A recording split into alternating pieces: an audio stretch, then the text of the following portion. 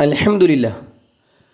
ഒരിക്കൽ നബി സല്ലല്ലാഹു അലൈഹി വസല്ലം പറയുകയുണ്ടായി, സ്വർഗത്തിന് ചില റൂമുകളുണ്ട്. പുറത്തുനിന്ന് നോക്കിയാൽ അകം കാണുന്ന, അകത്തുനിന്ന് നോക്കിയാൽ പുറം കാണുന്ന പളുങ്കുപോലുള്ള ചില റൂമുകൾ. ഇത് കേട്ട ഒരു അഅറാബി നബി സല്ലല്ലാഹു അലൈഹി വസല്ലമയോട് ചോദിച്ചു, ലിമൻ ഹിയ യാ റസൂലല്ലാഹ്? പ്രവാചകരെ, സ്വർഗത്തിലെ ആ റൂമുകൾ ആർക്കുള്ളതാണ്?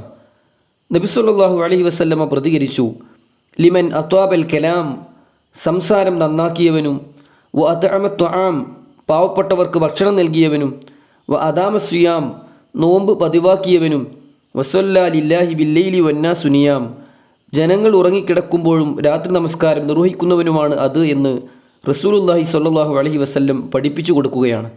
ഈ 4 നന്മകൾ ജീവിതത്തിൽ പകർത്തുക. അള്ളാഹു അനുഗ്രഹിക്കുമാറാകട്ടെ.